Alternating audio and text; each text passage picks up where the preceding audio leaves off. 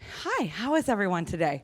My name is Rebecca Stummy. I'm the senior producer of live events here at LAist, and I'm so happy to see all of you here for our Cookbook Live with Kiano Moju. We are so thrilled for tonight. Thank you. Yes, woo, fantastic. We had a lot of support to get here, so I just need to let you know who those folks are. All right. Big thanks to our friends at Center Theater Group for their support of this event. They're presenting Jaja's African Hair Braiding on stage at the Mark Taper Forum starting October 1st. I've heard it is fantastic. My friend works in production there. She says it's a really great show. Please go check it out. We also have support from Angel City Brewery, who's in downtown LA. We love them. Big woo for Angel City, a big LA icon. Please go check them out. I hope you had a chance to grab a beer from the bar from them. Thank you so much, Angel City, for supporting this event. We also had Kismet out in the lobby, so I hope you grabbed a sandwich. Yes, Kismet, love. They have locations all around LA. The closest one is in Pasadena, right off the 210, super convenient. Go check them out. I'm obsessed with their chicken soup. Oh my God, amazing. We also had Graza olive oil. I hope you all got a spray. Olive oil, high heat. It's really great. Use that on your grill. Little tip there for you. And then we also had Now Serving out there with Kiano's Cookbooks. They have a great shop in downtown LA focused on cookbooks. They're at events all over town. We love Now Serving. Please buy a book from them. And let's see, who else do we have? My list. Okay, last but not least, Headley & Bennett has given us some great giveaways tonight. They make aprons. They make fantastic aprons. All the chefs love them. So when you came in, you got a raffle ticket, and I'm going to do 2 ticket drawings for an apron and a cookbook from Kiano. So just so you are sure that I am an impartial judge here, I'm going to ask somebody in the audience to please pull a ticket. Is that that would be suspicious. What's the last numbers? 015. Anyone have 015? Yeah, amazing. All right. Would you like green or this sort of like brick color? The brick color, excellent. This is their smock style apron, which I love. Enjoy, congratulations. I'll take that. Yeah, okay, I need one more person to help. Here, you look trustworthy.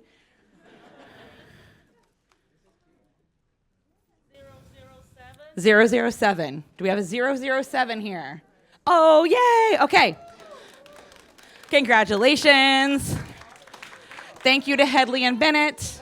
That is the lucky row. Okay. Okay. Too much talking from me. And now I want to turn it over to our biggest sponsor and support, James Beard Foundation. They have been so incredible to work with. We love working with them. I hope I get to do it forever. It's so much fun. And is Monte Carlo in here? Chef Monte Carlo? Came out from behind. There she is. She's going to tell you a little bit about what the James Beard Foundation is about. Thank you.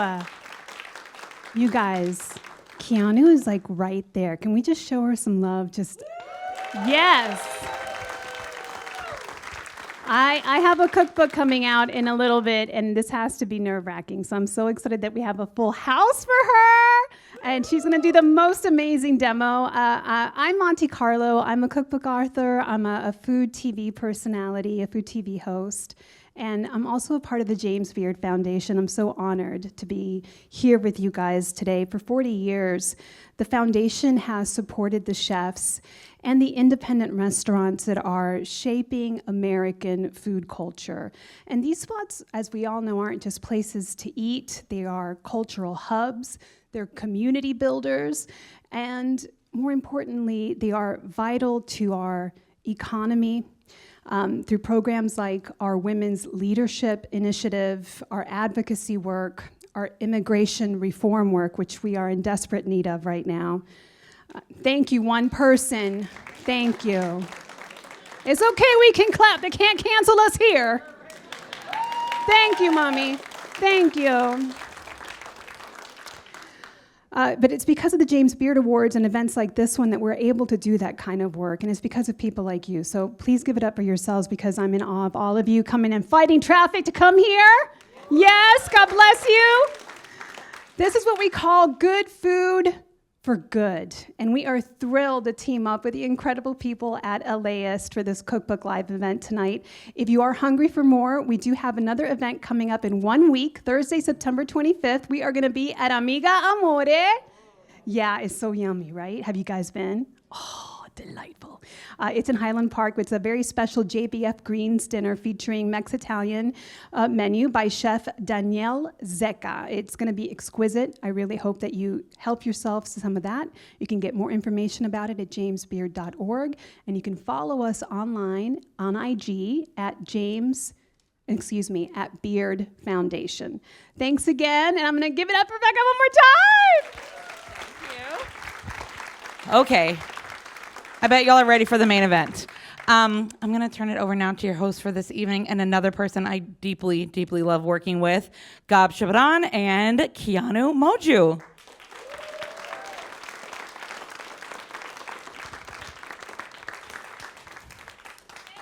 Hi.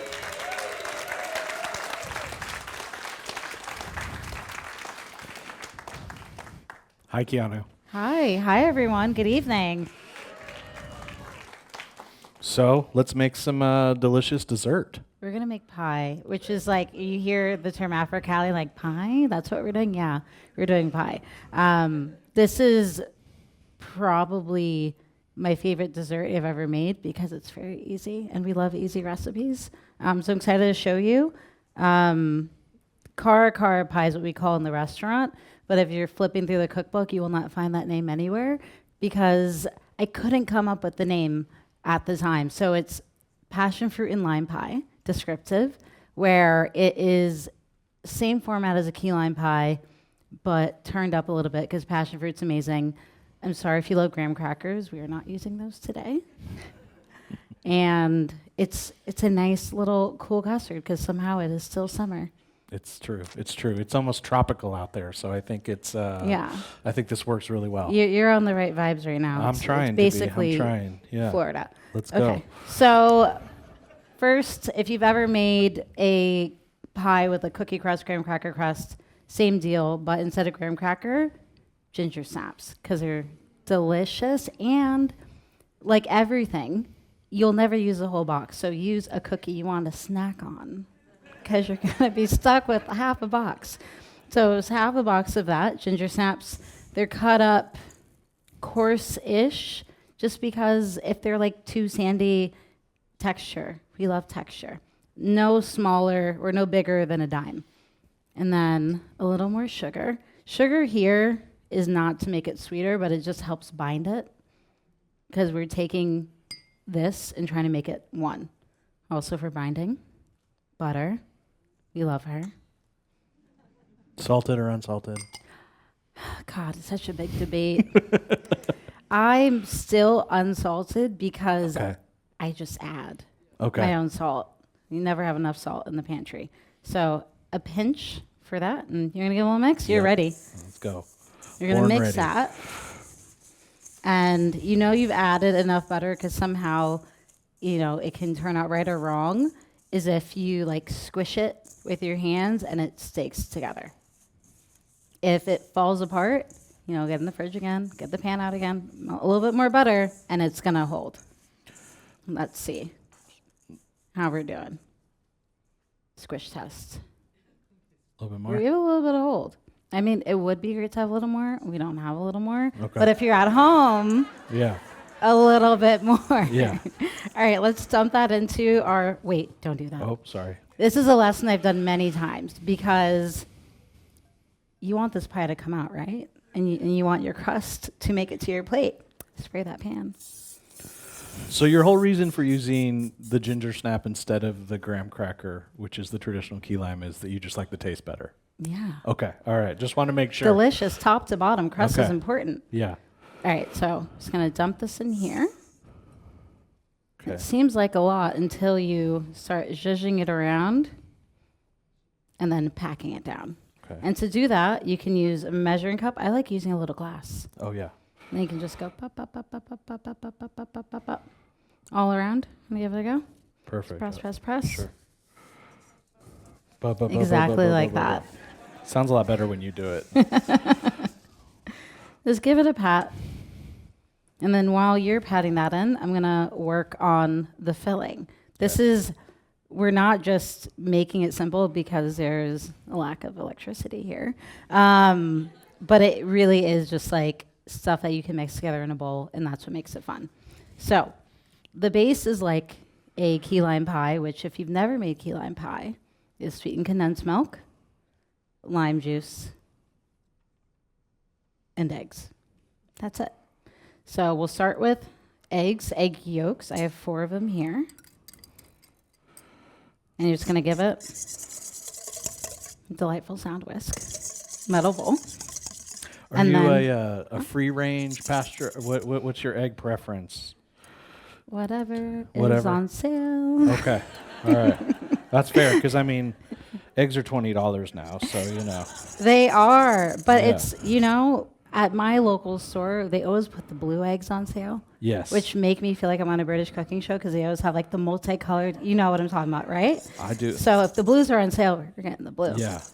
I got some blues last week. It was pretty exciting. Right? Yeah. And yeah. then you like hoard them and you're Yeah. like, oh, these are about to go bad. Yeah. All right, so egg yolks are in, and then this is 1 whole can of sweetened condensed milk. So it's your dairy and your sugar all in one, which is nice because then you don't have to worrying if you made it too sweet or not. It's just a whole can, just a can. Exactly, in 2 bowls. How's your crust going? I think it's okay. What do you think? Yeah, I think we can get a little bit more on the bottom just so it Okay. doesn't seep, Yeah. bleed through in the imaginary world where we're actually baking this pie. Mm-hmm. So condensed milk goes in. So the way this pie recipe came about is one of my coworkers was having a birthday coming up, and I love baking. And I was like, hey, what do you want for your birthday? And the request was key lime pie. And I read the recipe, and I said, absolutely not. That sounds boring. And so I Kiano-fied it, switch out the crust, and then I think I had a recent trip to the store where I had some of these guys lying around, the passion fruit. And if you've ever tried snacking on a passion fruit, they are incredibly tart, Right. tarter than a lime. Yeah. So I was like, okay, let's substitute out. So this recipe, I took out 3 parts of the lime juice and we put passion fruit instead. And that is how this was born, just making a friend a birthday cake for a birthday pie. Did you put a candle on it? That was not my responsibility. Okay, I brought the all pie. right. Someone Okay, else okay. brings a candle. It was out of your hands at that point. Exactly. Got it. So got it. condensed milk is in. You have some lime juice, just a 1/4 cup. And then some zest from said lime, because it's free flavor. You already paid for it. Use it. Give that another little mix. And I don't put it all at once just because you can see. You can't see, right? Yeah. Yeah. It can be a little loose at the beginning, so you don't want to splash. So just incorporate things a little bit at a time. There's no rush in baking. We don't have a clock and someone screaming at us No. when you're at home. And that's our passion fruit pulp. Beautiful color. It is beautiful color. So this you can buy frozen, Okay. which is amazing. Yeah. Like it's usually, especially if you're in like a Hispanic grocery store, like it will be next to all the smoothie things. They used to defrost it, or if you get the whole passion fruit, if you have a neighbor, because whoever grows these, they are always giving them out. Someone on Facebook's like, someone take these off my hands. Yeah. All you do is chuck them in the food processor and let it go. Well, the seeds. And the seeds will separate from like the pulp sack it's in. And the seeds won't even break. They're so durable. You just strain it off and then you have your own passion fruit pulp. It's easy. The smell, especially, I mean, with the ginger and the passion fruit pulp, just so bright and wonderful, you know. Exactly. Because in Kenya, we don't really have much dessert. Okay. But every cafe, restaurant, there's a big juice menu, and passion fruit is always on the menu. So this is a flavor that I grew up having a lot. And ginger is also it's like really common ingredient in both Kenya, where my mom's from, and Nigeria, where my dad's from. So Right. in creating an AfriCali dessert menu, it's less of, hey, these are desserts we do, more of like, here are the flavors we use and enjoy, and translating that into desserts. Wonderful. Because America, we have a lot of dessert. We do like our sugar here. Okay. Let me see how you did, because if you How have did you- holes, Yeah, I tried this to won't work. cover them. So, in our pretend world, Mm-hmm. this will bake in the oven Yes. for 10 minutes, 8 to 10 minutes. And then we'll let it cool down. And then once it's cool, It's not bad at all. Ooh, pour it right in. Okay.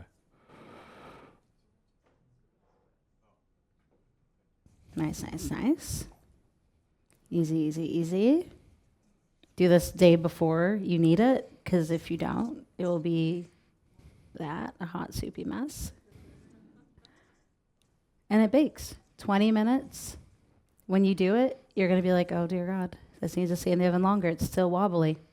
Trust the science. You're going to let it sit at room temperature for an hour, and it'll be a little less jiggly. Then you put it in the fridge overnight, and it'll be, well, hopefully no longer jiggly after that.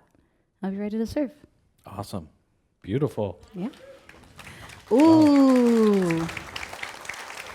Nice. All right, so when you have a no longer, it goes from this liquid to very set, not melting. So since the beginning of summer, we've actually made a pop-up restaurant out of the AfriCali cookbook called Jikoni. So the full title of the book is AfriCali, Recipes from My Jikoni, which is Swahili for kitchen. So for bringing the book to life, we called it Jikoni Kitchen, because that's what we're doing. And this is how we serve it. We do them like nice little squares, because they're cute, and I have to make a lot of them. I'm not doing 20 of those. And you can top this with a little powdered sugar to be pretty, but I love whipped cream, and I also find no shame in these guys, because they're the best, because once again, you're only going to use a little bit, and then this is your snack. And you're going to just do the top. You can do it like in a cute squiggle. Boom. Beautiful. And that's your pie. You can add a little lime zest. This one's a little tired, but Yeah, no, let's go for it. boom, boom, boom, boom, boom. Love that contrast. And Kara pie. We're going to rename it. Just cross it out in your books and just write Kara, Kaara. You can do that when you sign the books later, Yeah, right? we'll just rename all of Yeah, your pies. just initial it right next to you. Perfect. Yeah. Beautiful. All right. Thank you so much. Of course. Should we have a seat? Yeah. Okay. All right. After you. Which one do you want to be in? I'll take that one. This I one? think. Yeah. Okay, How's great. that? There's some water there for you. Fantastic. Thank you. All right. So we talked for about 20 minutes last week, Yeah. and probably another 15 before that, but now I still have more questions for you, so I hope that's Fantastic. okay. Yeah. So in the intro to your book, you say, quote, California cuisine is not necessarily named dishes, but more of an approach to a cuisine, embracing the flavors of its immigrant communities while celebrating the state's agriculture and flavors of fresh produce. So tell me how you, Kiano Moju, embrace that in your cooking. So, for context, I grew up in the Bay Area, in the East Bay, mostly like Oakland, Berkeley, and we ate everything. Doesn't matter what, if I could convince my mom to pick up takeout, which as someone who hates cooking was very easy to do. She's not into cooking at all. We would eat, it's like, all right, let's go to a Vietnamese spot and get clay pot. Let's go to Asmara and get a rich Rand food. So, you know, growing up in the Bay and very similar to folks in LA, you were eating food from all over the world, all over the time. I don't think it truly, until I was an adult, I ever went to a farmer's market. So that came later in life. So for me, my foundation with food in California was always international. And then once I moved to LA after college is when I started going to farmers markets and learning that there's so much grown in this state that you can have really great quality produce that you don't have to do much to, which is very similar to how food is eaten really across the world, where your source of food is much closer. And so when I go to Kenya to visit my grandparents and we need tomatoes or collard greens, we're just taking the truck down the mountain, going to like the little local shops, like everyone has like their own market, and we're getting really fresh produce. And so it's something that I first encountered in Kenya, and then later on, once living here, was able to like figure how to use the local produce in my cooking. Beautiful. Thank you. And I'm so glad you mentioned your grandparents, because in your book and also when we spoke, you talked about visiting them at their Maasai ranch. Tell us what you remember from those visits and what you took away from those experiences. Oh, it was freedom. There's so many rules here. Like as a kid, your whole life is don't do this, don't do that, be here this time. My grandparents live 2 hours outside of Nairobi in a town called Sultan Hamud. And after we leave the city to get there, it's like 40 minutes of off-roading. They have a ranch on a mountain. They raise cattle, goat, sheep, chickens. As a kid, it's the best place ever to go. You're just running around at the time. I mean, still really, there's not much Wi-Fi or anything. So you're just doing ranch things and grabbing baby goats and helping grandma pick through maize. Like there's so much to do, but also I was just outside all day and no one was bothering me or telling me where to go or anything. And so I loved it because growing up in the Bay Area, which is still kind of city-like, it's very, you have to be careful. There, I mean, the worst thing that could happen to me is I get eaten by a cheetah, but I'm still here. It never happened.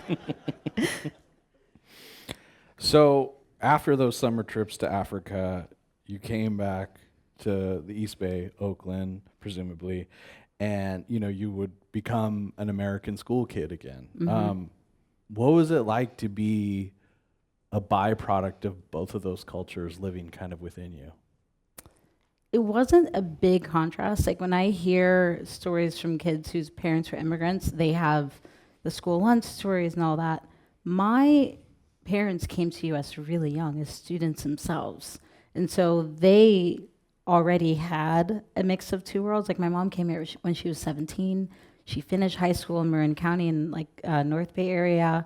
And so there was a balance where Monday through Friday, during the weekdays, if she was cooking, it'd be like steak with Dijon mustard and capers. It's a mom's steak recipe in the book, so which would be very not Kenyan at all. But then on the weekends, you go to my uncle's house.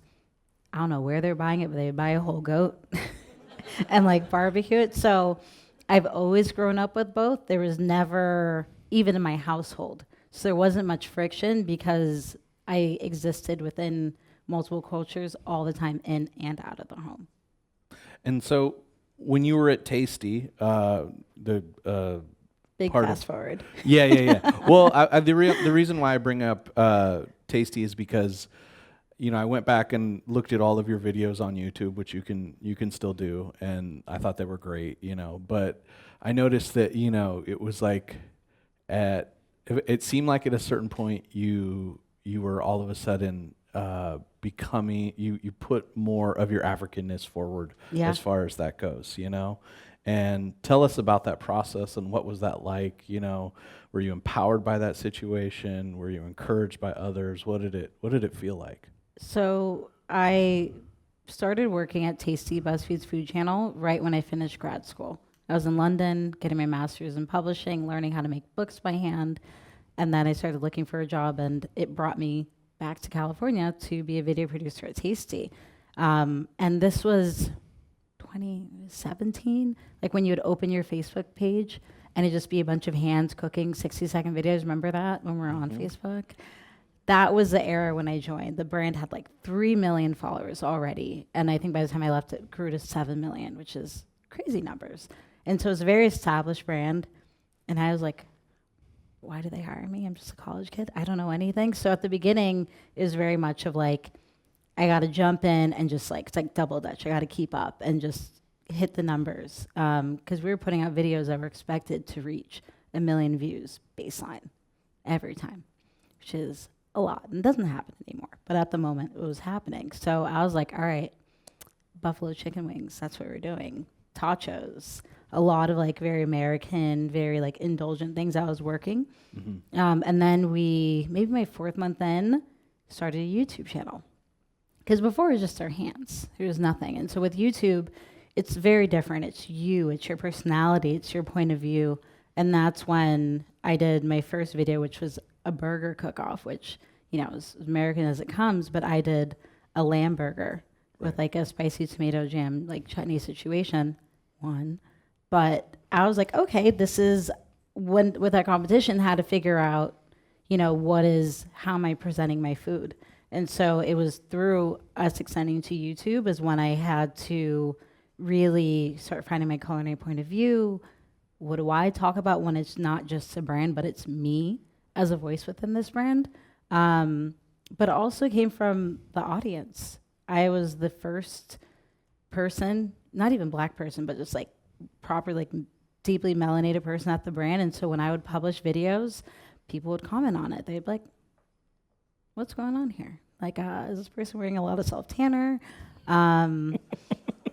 They were just confused because it was a visual shift. And so then when we started publishing our on camera, like the cook-off, people, brought out their Jim Crow era racism, and they're like, Tasty, can you go back to doing white people only? We don't like this. And really made me relook at the brand and what opportunity there was to showcase not just like diversity as a visual aspect, but of like, okay, we have a really big platform, at the time the biggest food network in the world. How can we use this as an opportunity to educate people about food that they are not even thinking about? And so like after I had my breakdown, because there was like a little bit of like, Mom, how can I do this? Everyone's mean to me. And she was like, just show them who you are. It's how it always is. And I went home from the Christmas holidays and I started writing recipes for, all right, we're going to make a really simple jollof rice. And we're going to talk to other employees within the company who aren't just me, because it was just me, and see if they can share their family recipes working with other producers on my team and use this platform to do that. And that's what we did. And people started receiving it. I would even, like, if I took vacation, record there, and I did this really fun video called Party Rice Around Africa, which I did on my time off, where I was in London. I shot with people, just showcasing anytime I could meet someone who had a new point of view on food. Let's just showcase that and use this platform, because it had a global and still has a global reach. And so, yeah, it took a little bit of just keeping up with a new job, dealing with just crappy people, and then getting grounded through friends, through family, and then coming back just ready. And that's what we did. That's great. So when you were going through that period and writing down these recipes, are those recipes eventually what ended up in AfriCali? God, I don't think so. Like, Tell us the process then. because I started banking recipes for the book the moment like I had on my heart to write a cookbook, which was before I worked at Tasty. Because I grad school, I was learning how to make books by hand, and I submitted one as one of my projects. One of them did fall apart, so I got to be on bookmaking. So if you need someone to hand make you a book, do not hire me. Okay, I'll remember It that. might not last. But it was through that process where I started finding my point of view, and kind of we're talking about I grew up within these different cultures all at the same time. My parents, being from two different countries, even had negotiations I didn't realize where audience would call out. I would do something with my jollof rice that maybe only someone who is half Nigerian would do, and they'd be like, why do you do this? I'm like, why am I doing that? I'm like, oh, because if I did it this one way, my mom's family is going to be like, don't do that again. And when you're cooking for family, they're your audience. You want to please the people in your household. So the idea of keeping it traditional for the sake of tradition, if people don't like it, doesn't make sense. You're cooking for the people. So working at Tasty helped me be a little bit more reflective of how and why I cook the way I cook. And then once I realized that, started being a little bit more intentional with pulling that to produce the recipes. So AfriCali for me is that intersectionality, because Kenyan, Nigerian, American is a mouthful, but they blend together. And so I would write something and I'd do a recipe, and then I'd be like, I want to keep that one for me for later. And then, so yeah, I was banking them. And then by the time I actually had a publishing deal, I still only had like maybe 15% of the recipes, and then everything else I wrote once I had my publishing deal. So you were empowered through that whole process, right? I'm assuming. you Yeah. know? Why does it that we have to like always have trauma first? It would have been great to just like, no, this is how I cook. But no, it was through that process of, working under a really big brand and getting the pushback from the audience to be like, in order to be confident in something, you have to know who you are. And that was my first time to ever need to define who I am and what I cook and my POV. So yeah, that pressure helped me figure out what AfriCali is. Yeah, and you created a beautiful body of work with it too. I mean, those videos, you shot one in Africa too, right? If I remember correctly. No, I fully temporarily stole company property. I was going to Kenya for a family wedding. My family the tribe is called Maasai. We're very traditional, and we do big weddings. This was like a medium wedding where my uncle was getting married. It was 800 people. It wasn't the biggest one. He's not the most popular of the brothers, but 800 is how many we had showing up. And I thought this would be a really great opportunity to showcase how we make food, because we are going to be making a lot of it. So I invited a coworker to come with me. I rented out cameras. I didn't tell him what I was for. I didn't ask for permission. I just checked him out, took him across the globe. We filmed this video called A Restaurant versus Homemade Kenyan Barbecue. We went to a big, it's called Nyama Choma. Nyama in Swahili means like meat, choma, grilled barbecue. Filmed there, and then we showed the original format on our ranch. We slaughtered, whatever the word is, the animals died. But that day, it was 2 cows, 7 goats, 3 sheep. Somehow everyone ate, because 800 people is a lot. But, we woke up before the sun came up, because it takes a long time, because it's all done that same day, because there's no fridges on the ranch or anything. So it's wake up, they start butchering, and then the cooks get going, the water's boiling while they're butchering, and some goes to be grilled, some goes to the kitchen to be stew. All the meat has a very designated place. Different cuts go to different people based on age, gender. Are you pregnant? Are you this? Everyone has their piece designated for them. It's a whole production. It's organized chaos to its fullest. And we shot that all day. I don't think I ever watched my uncle get married. Sorry. You were but working. It was important, and it was really great to archive that, because we are a tribe that, for people who study people or interested in people, are a very studied people. But we don't have much that is written from our POV. And so that was a really special project. And luckily the video was good, so I didn't get in trouble for stealing cameras. It's a beautiful video. I would encourage everybody to go and check it out if you get a chance. So, what's your go-to comfort food? Oh, it's sushi. Sushi. Yeah. I don't eat much food out that I'll cook at home or at a restaurant. Okay. And sushi is one of those things. I've made it twice, and I was like, I am never doing this again. I love it. I'm not making it. And so I eat sushi a lot.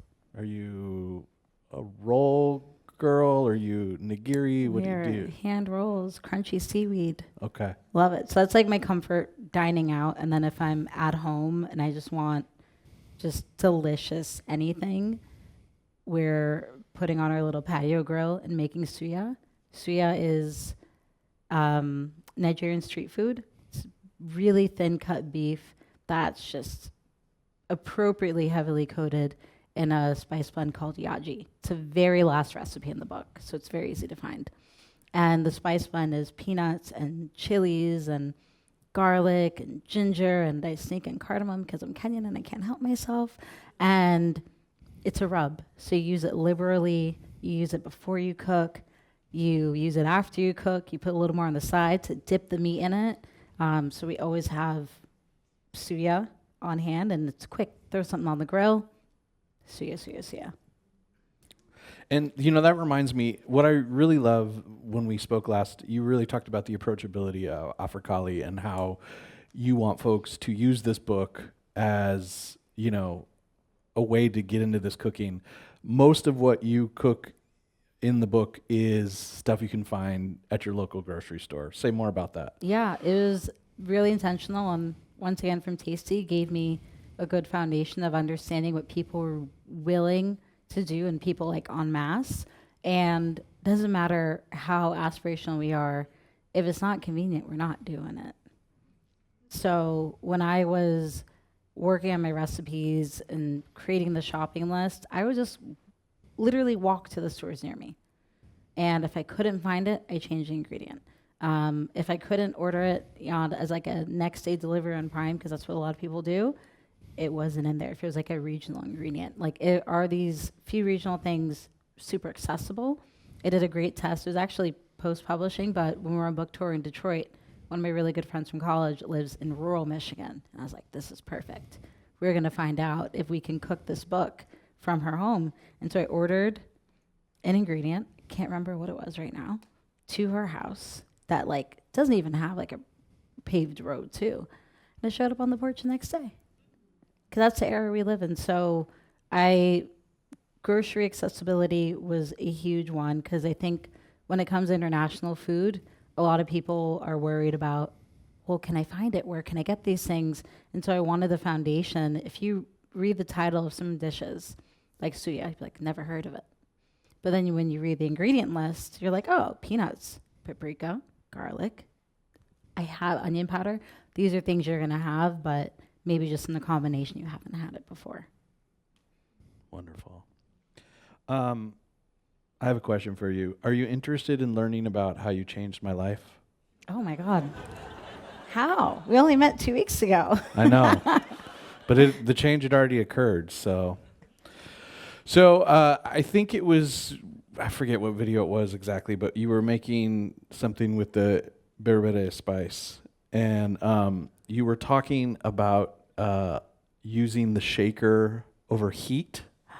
Oh. Okay, so Kiano was talking about using so any kind of spice you get in a canister, it usually comes with the plastic and the holes, right? And she was saying that when you shake it over heat, that's what creates clumping in the canister. Yeah. So you said go ahead and get rid of all Throw of it away. those. And Throw you it know away. what I did that next day? I threw them all away. Oh, yes. So the series you're talking about is Bad Habits. It's a good reminder, I need to make more. I grew up learning cooking from everybody I could. Family members, cooking shows, and in recent years, I've learned that though intentions were great, there's a little bit of misinformation that was spread, and then I learned and have been unlearning. So I created this really short series for Instagram called Bad Habits, where I've shared the cooking things that I've had to unlearn. And the shaking spices was one, because you would always see people on TV, now add a dash of this, and they're always just shaking it on top. And so as a kid, I've been cooking since my mom put me in cooking class when I was 7, so I was just mimicking, shake, shake, shake. And then I remember distinctly as a kid, I would always have to pop off the top, take a butter knife, aggressively mix the spice so it could declump. And now I'm like questioning everything per usual. And I'm like, why? Start investigating. I'm like, oh, it was me. It was me who did this to my spices. And so, yeah, that was another one. I also have another one about cracking your eggs on the corner of stuff. Okay. Don't do it. It's how you get shells in. Like, there's just things that we've watched, or whether we're explicitly told to do or we've mimicked doing, that are actually counter towards our goals in the kitchen. And so, yeah, that series is really fun. I have a whole spreadsheet of things that need to be made. If anyone's a videographer, hit me up. I need hands. I'm sure we could find one around here. And so where do we crack our eggs if we don't crack them on the side? Flat. Flat surface. Yeah. On just the counter. flat on the counter, not on Okay. the corner of the bowl, not on the corner of the counter. Because when you do it and we get really close in there, it pushes it in, the shell in, and that's what makes it go into your food, and then you're just like fishing it out. If you do it flat, it just opens it enough where once you open it, no shell.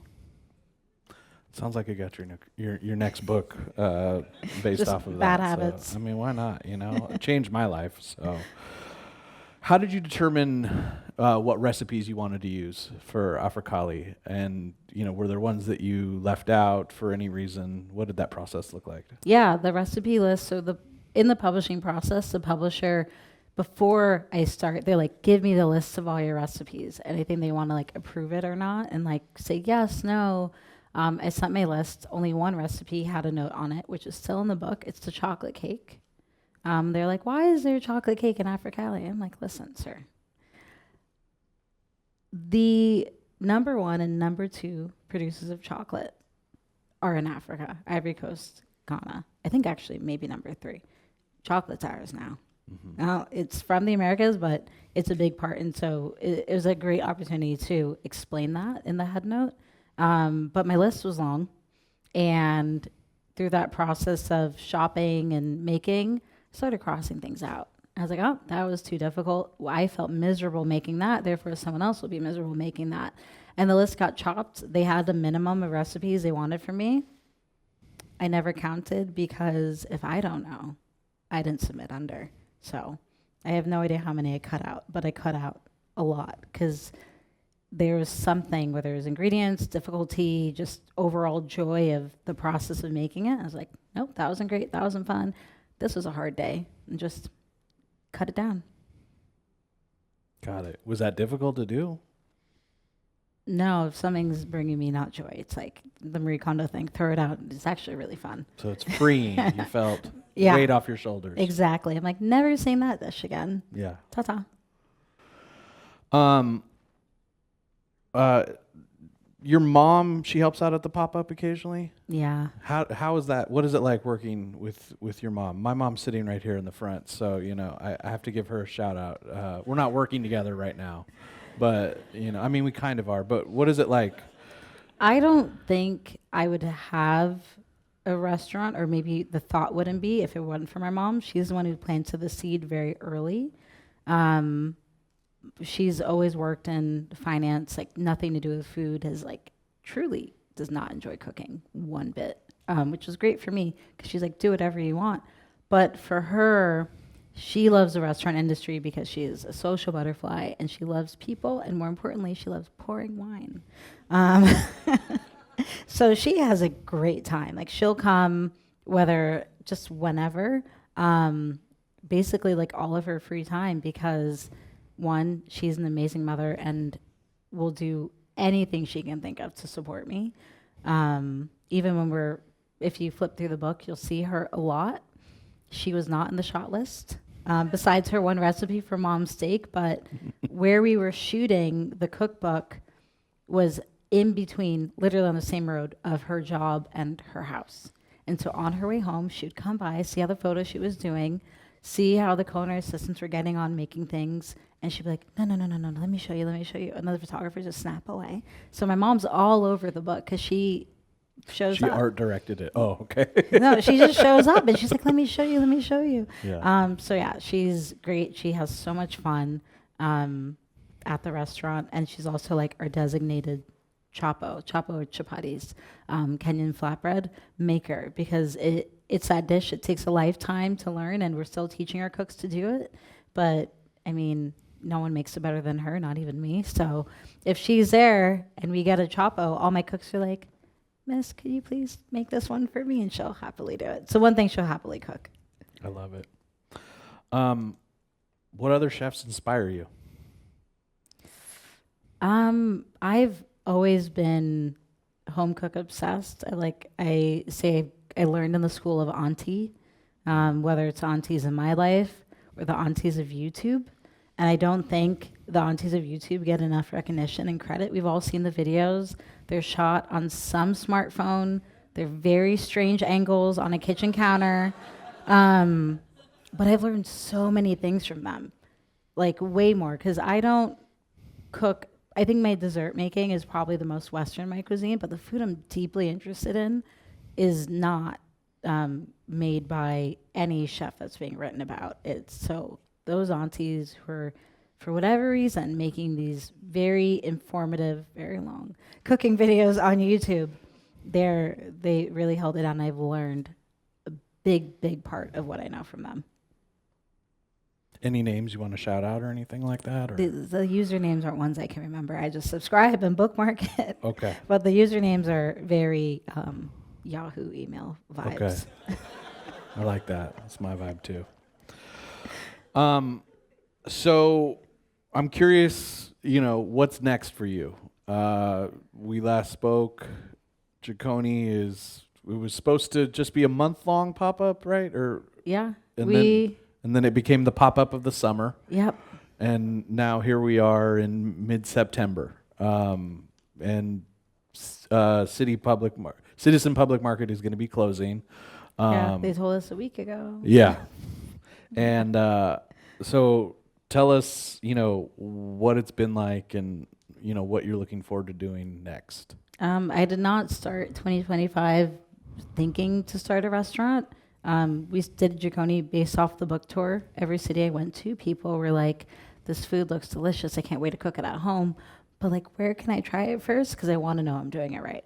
And so that's what kind of birthed the idea of, hey, let's bring this book to life as a restaurant so people can try it. This isn't food I ever grew up going to restaurants to because there weren't restaurants to go to for it. And so we did it as an event. It was a 1-month residency back in the spring at a wine bar. And then we got invited to take it to Culver City at Citizen Public Market for 2 weeks, beginning of June, and we're still there. And they just announced last week that they're going to be closing the market for good. So we'll be there until they close in October. But now I'm like, wow, we're like running a restaurant and we should maybe keep this up. So yeah, we're looking to see where we can take it next, whether it's another residency or if we can find like a permanent home for Jikoni. We're on the hunt.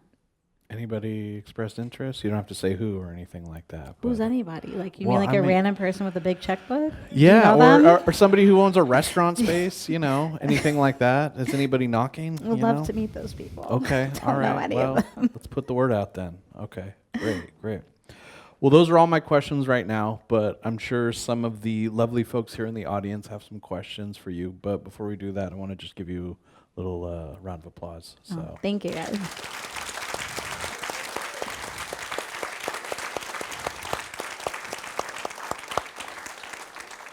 Questions? You want to go ahead and raise your hand? Becca's got the microphone. We've got one right here. Don't be shy. Go ahead, stand up. Oh, okay. Hi, that was wonderful. Very specific question. For the pie, you said overnight. How many hours is this? Because I would like to make this tomorrow for Saturday. You want to make it tomorrow for Saturday? Yeah, for Saturday before noon. Yeah, as long as it gets in the fridge before bed, you're good. Honestly, once it's cool to room temperature, throw it in the freezer until you're ready to serve. Because it's a custard-based pie, it cuts beautifully when frozen because you get clean lines, and it defrosts in like 20 minutes. Perfect. Thank you. Oh, Becca wanted to know. She wants to know why key limes and not regular limes. Oh no, you can use regular limes. Use whatever you got. Okay. Key limes are a pain. Yeah, I'm very much like key limes. If you have the patience, go for it. If you want to buy the bottle, it's fine. The passion fruit, in this case, the passion fruit is so strong, the bottled stuff is A-okay. Or regular limes. It does not matter because passion fruit is a star. Yeah. And yeah, you're good. Great. Other questions over here? I'm coming. Hold Hi, on. we got a mic. Go ahead and stand up if you want. I just wanted to ask again about the pie. So if you're allergic to passion fruit, what other fruit could you like exchange it? Like peach puree, something? No, it's going to be too thick. You might have to just make a ginger snap crusted key lime pie. But it's going to be better than a normal one because graham crackers were not involved in the process of making that pie.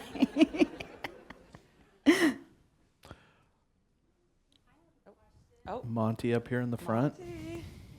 The lovely Monte Carlo. Everyone, so everyone can hear you. Uh-huh. God bless you for this microphone. I don't think I even need it. I feel so odd standing in front of you. You're doing great. Thank you, my friend. Anytime. So I just wrote a cookbook. Was there a moment when your editors were like, absolutely not with this ingredient, it's too far out there? An ingredient. All right. Yeah. For me, it was blood sausage. Maybe she has another one. I'm bad because I just pretend I don't see certain things. Sorry, I missed that email. Didn't see it.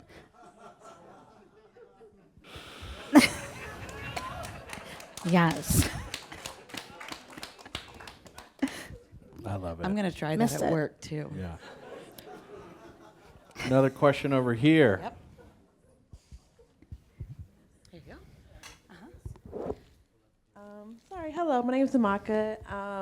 I found out about this event through Threads this morning. Oh, So it was like beautiful. really cool coming here from Diamond Bar. And also like just being another Nigerian chef is like really cool. Like I see you wore the colors too. Oh, You're like, you're going to represent for Nigeria today. Thank you. Yeah, like I went to culinary school, so like everything you said, like growing up in the kitchen, like with your mom, your aunties, like that was my life. I was like the eldest Nigerian girl in the household. Yeah. you know. But my question is, I've been wanting to start a cookbook, but I'm like in between of like building a community on my social media first or like going straight to the cookbook. And I don't know, so like so with you, like were you more like focused on community based than cookbook, or you were just like screwed and just Yeah, I slow wrote, and I always just like kept like a bank of like all my ideas. Like for me, getting the book done was a 6-year process. 3 years of just like trying to get the book deal, and then 3 years of actually writing it. And in the process of before you get a book deal, you have to do like a lot of pre-work. You have to get a book agent. They want to see samples, so you have to like kind of start writing to do anything. And so I kind of was talking about earlier, write your recipes, share your food, build community. But if it's like really, really, really good, you just gonna put that one to the side and just start building that little Google Docs folder and that Drive folder. But also, there are, I think every publisher has a thing you can use like 10, 15% of things that you already have out there also in your book. So I think use your recipes and the way you share your food to help find people who are going to connect with that. But then like the extra special stuff, just going to put that one. Save for later. But you got to do both at the same time. Any other questions? Oh, got one over here. My steps in.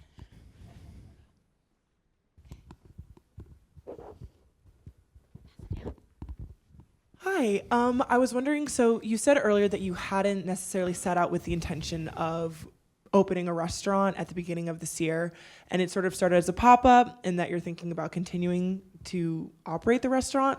How have you found that to change your relationship to cooking as it being part of your business versus something that you're doing in the like creation of your book? Oh, that's a Yeah. great question. I'd say cooking for me has been professional since I guess I've had a job.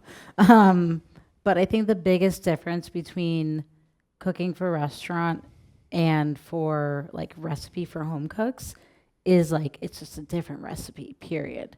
Because I write my home cooking with like practicality in mind. I want something in the pan cooking while I'm chopping something. Like there's no, let me do my mise en place, cut everything, then cook.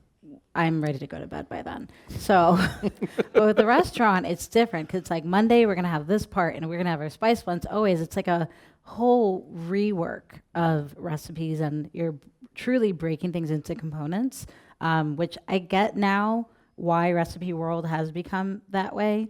It was a mistake of like trying to make home cooks cook like chefs. They're very different. Why are you looking at me? No, just I'm like, because you're the media right now. it's true. I am. You're the media. You guys I are am. part of the machine that try to make home cooks cook like restaurant chefs, which I now know. I get why, but it's not. It's so much time. So yeah, they're very. It's the same things you're working with, but in such different numbers. Like I never thought I would cook, and we would be cooking 90 pounds of anything in a day. It's crazy. It's crazy. It's so much food. So yeah, it's a rework and like a relook at the exact same thing because it's for a different purpose. And I think that's interesting about like the format of food. There's so many ways to present your food. It can be home cooking, it can be supper clubs, it can be recipes, restaurants, products. There's just so many different avenues, and they all truly have their own process. Restaurants cool because you get the in-person. Like when I first published my very first recipe, I was in college. I had a food blog that I really hope is scrubbed from the face of the earth. Those photos were very bad. But I put out a recipe, and some person in Australia commented saying, "Hey, made this for my wife for our anniversary. Was really great. Thanks for the recipe." And I was like, oh my God, I'm in Syracuse, New York, in a dorm, and this person on literally the bottom of the earth made my food because I had the opportunity to share it. And that was really cool to me and really helped motivate me to keep doing that. Restaurant, it's like, same day, I made this, and now you're eating it, and now we're talking conversation. So I'm curious about the intent of your question, of like what you do, but very much every avenue has its own path, journey, cycle in food, and they're all very different. They all serve a different purpose, but they are a lot of work, but really fun, but tiring. Restaurants are tiring. That's all I can tell y'all. Thank you. Any other questions? Oh, we got a few more. Nice.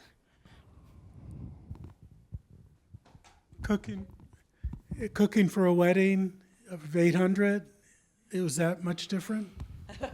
Oh my goodness. I don't know how these guys do it. If you have time to watch video, you'll notice that there's like different stations happening, and grandpa's telling everyone what to do and stuff. Because this is the same ritual we'll do when it's just our family on a Sunday. My mom is the eldest of 18. So it's the same production, because if you slaughter a goat, that's the household, maybe a couple neighbors, where it's just scaled up and everyone chips in. Like you have, I don't know how or what they're coordinating on. It's probably WhatsApp, but they're all showing up. You see, because the ranch is on. There's a Google Oh, sheet. they would never. It's probably just when they see each other, everyone just knows. And like, cause the ranch is on a mountain, you can certain angles see people walking up. You're like, oh, they're about to be here in 30 minutes.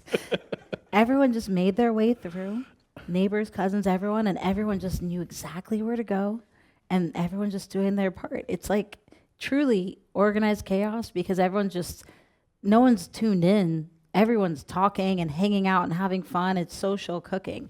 There's no, we make the food and then you show up at a certain point. Most people were at the wedding before the wedding started, which is awesome, but also very hard when you're trying to sleep in, because there's a lot of noise outside the window. Okay, so we'll go ahead and grab that last question, and Last I think question. there's somebody over here. Oh, there you are. Right there. Okay, here you go. Right behind you. Uh-huh. Hi there. So I love exploring and trying different food from different parts of in California. So specifically, like maybe would you mind recommending either African or other favorite, like one place from say the East Bay or Bay Area, and then Like one a from restaurant? the LA? Like like a restaurant that you go to, you're like, yeah. I love this, whether it's like Veronica's or here in LA or wherever it might be. I don't know. Love Veronica. So for the Bay, it will forever be Asmara. I know they've been open longer than I've been alive. I think they're going on like 36, 37 years. It's a Eritrean restaurant on Telegraph Avenue in Oakland, which like that street they're on has become a real restaurant hotspot. Like you have James Beard Award winning places, you have really hot spot like Bertel, like so many things happening there. But Asmara, they've been there. It's super old school. It's husband, wife, and she knows how to cook food. There's a dish called zigni. The menu they say is Ethiopian Eritrean, and so the zigni is a specifically Eritrean dish by name, and it is just like this very delicious spiced stewed beef, and you'll eat way more injera, which is a flatbread, than you should, because your plans after that, they're very canceled. But it's incredibly delicious. And then for here in LA, I would say Two Homes in Inglewood. I think they just made this year 101 Best for California. They're LA born and bred guys, Ghanaian American, Senegalese American, so it's like a contemporary take on West African food. I was a regular there. Me and my boyfriend ended up doing their interior revamp because those boys, they got in, they started cooking, and then later wanted to design the restaurant. So it's beautiful, great date night spot. If you're going down to any of the stadiums in Inglewood, make that book reservation, go there before your concert or sports match. It's really delicious food, and there's nowhere in LA serving food like it. Excellent. 2 wonderful recommendations. Okay. It's Two Homes, but it's spelled like the French word for man, Hommes. It's on La Brea. Fantastic. Okay. Well, if we could go ahead and thank Kiano once again for being here. Thank you all for coming out. If you haven't got a book yet, they're for sale outside. Kiano, if you don't mind sticking around to sign a few of them. I believe there's also going to be some dessert available and maybe even a few more sandwiches. So thank you so much for coming, and we'll see you outside. Yeah, thank you.